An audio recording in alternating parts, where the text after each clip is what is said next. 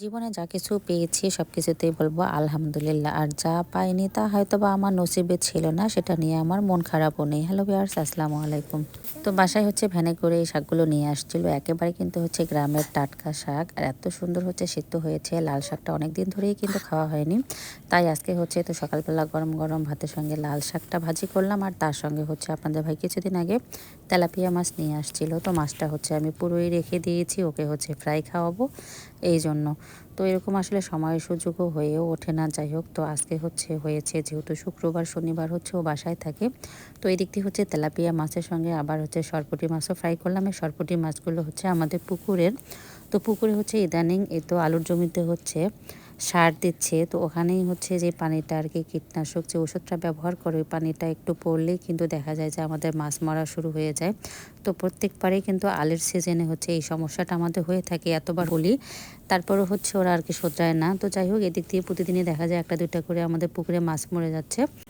তো হালিমা সেই দিক দিয়ে আবার মাছগুলো করে নিয়ে আসে, এভাবেই একটা দুইটা করে বেশি ফ্রিজে রাখে দেয়। তাই ভাবলাম যে এগুলোই আজকে সব কিছু একসঙ্গে করে ফ্রাই করব। তো এদিক থেকে এই তো ফ্রাইটা বসিয়ে দিয়েছি, সব কিছু মশলা একসঙ্গে মাখিয়ে। তো আমার হাজব্যান্ড অবশ্য আমাকে হেল্প করলো, আমি একটু পাশে গিয়েছিলাম। তো পুড়ে যেতে ধরেছে, ও আবার এসে তাড়াতাড়ি একটু হেল্প করে দিল, মাশাল্লাহ। আর ও আমার ছেলে প্লাস আমার মেয়ে অনেক পছন্দ করে এই মাছ ফ্রাইটা। আর তার সঙ্গে টমেটো আর পেঁয়াজ দিয়ে একটু ডেকোরেশন করে দিলাম। আর এই ডিমটা দিলাম আমার শাশুড়ি আম্মার জন্য। আমি মাছ ফ্রাই দিচ্ছিলাম, তো উনি খেতেই চাচ্ছিল না কেন জানি, তো এই জন্য একটা ডিম সিদ্ধ করে দিলাম।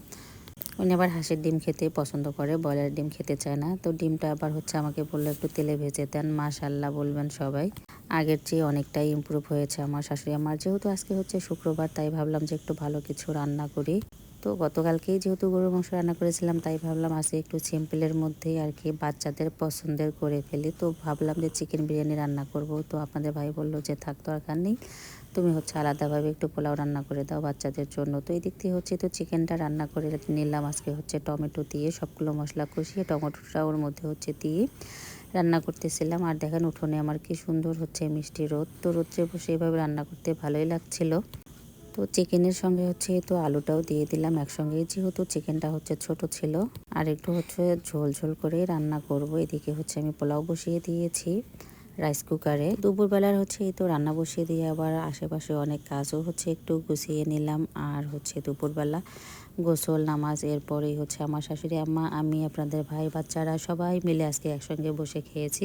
আলহামদুলিল্লাহ, আজকে প্রায় 3 মাস পর আমাদের এই দুপুরের আর কি খাওয়া দাওয়া একসঙ্গে। আর এই যে দেখেন আমার ছেলে খাওয়া দাওয়ার পরেই ও খেলাধুলা শুরু করে দিয়েছে। আর এই তো সন্ধ্যার দিকে আমি একটু ছোলা ভুনিয়ে নিলাম, সবাই মিলে খেলাম। আলহামদুলিল্লাহ, ভিডিওটা এখানেই শেষ করব। কেমন লাগলো কমেন্টসে জানাবেন। আল্লাহ হাফেজ।